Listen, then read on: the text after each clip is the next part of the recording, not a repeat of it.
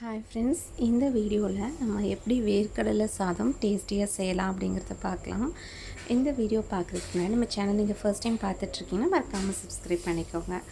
First வேர்க்கடலை சாதம் செய்கிறதுக்கு வெறும் வேர்க்கடலை, அதாவது வறுத்த வேர்க்கடலை தான். பட் இருந்தாலும் அதை கொஞ்சம் அங்கங்கே பிளாக் டாட்ஸ் வர அளவுக்கு இந்த மாதிரி ரோஸ்ட் பண்ணிக்கலாம். இது ரோஸ்ட் பண்ணி இதை நல்லா ஆற வச்சுக்கணும். ஆற வச்சதுக்கப்புறமா இதில் உள்ள தோலை க்ரஷ் பண்ணி எடுத்துகிட்டு தனியாக பருப்பை மட்டும் எடுத்து வச்சுக்கணும். மற்ற பொருட்கள் எல்லாமே ரெடியாக வச்சாச்சு. இப்போ சாதம் செய்கிறதுக்குரிய பவுடர் ரெடி பண்ணிக்கலாம். அதுக்கு ஃபஸ்ட்டு ஒரு பேனில் நல்லெண்ணெயில் ஒரு கப் உளுந்தம்பருப்பு, கொஞ்சமாக கடலைப்பருப்பு, கொஞ்சமாக வெள்ளை எள், இது எல்லாத்தையும் சேர்த்து நல்லா ஃப்ரை பண்ணிக்கணும். இது படப்படன்னு பொரிஞ்சு வந்ததுக்கப்புறமா வத்தல், அதுக்கப்புறமா கறிவேப்பிலை இதில் ஆட் பண்ணிவிட்டு நம்ம ஆல்ரெடி வறுத்து வச்சுருந்த வேர்க்கடலை இருக்கு இல்லையா, அதையும் இதில் ஆட் பண்ணிக்கலாம். இதை கொஞ்சம் வதங்கினதுக்கப்புறமா இதில் துருவின தேங்காய் இதெல்லாம் சேர்த்து நல்லா அந்த தேங்காய் பார்த்திங்கன்னா கோல்டன் கலரில் ஃப்ரை ஆகி வர அளவுக்கு இந்த மாதிரி வரணும்.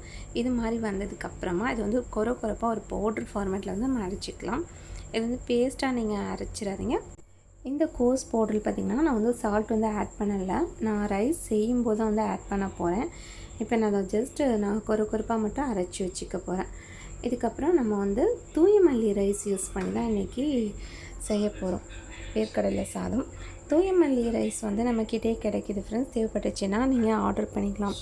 தூய மல்லி ரைஸ் நர்வஸ் சிஸ்டத்துக்கே ரொம்பவே நல்லது. அது மாதிரி சுகர் பேஷண்ட்ஸ் இருந்தாங்க அப்படின்னா நீங்கள் ஒயிட் ரைஸை ரீப்ளேஸ் பண்ணணும் அப்படின்னா இந்த மாதிரி ஒரு ட்ரெடிஷ்னல் ரைஸை நீங்கள் ப்ரிஃபர் பண்ணலாம்.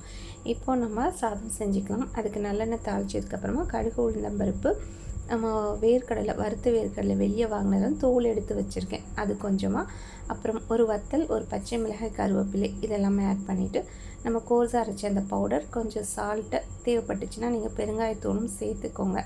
எனக்கு அந்த ஃப்ளேவர் பிடிக்காது, ஸோ நான் சேர்க்கலை. அதுக்கப்புறமா ரைஸ் ஆட் பண்ணி நல்லா மிக்ஸ் பண்ணிக்கலாம். இதில் ஃபைனலாக நம்ம ஒரு ஸ்பூன் நெய் ஆட் பண்ணணும். அப்போ தான் ரொம்ப டேஸ்ட்டாக இருக்கும். இந்த ரைஸ்க்கு சூப்பரான காம்பினேஷன் பார்த்திங்கன்னா எனக்கு பிடிச்சது உருளைக்கிழங்கு மசாலா, அதுதான். மற்றபடி ஏதாவது ஃப்ரை பண்ண காலிஃப்ளவர் எது வேணாலும் வச்சு சாப்பிட்லாம், சூப்பராக இருக்கும். இந்த வீடியோ பிடிச்சிருந்தால் லைக் பண்ணி ஷேர் பண்ணி சேனலை சப்ஸ்கிரைப் பண்ணுங்கள். தேங்க்யூ.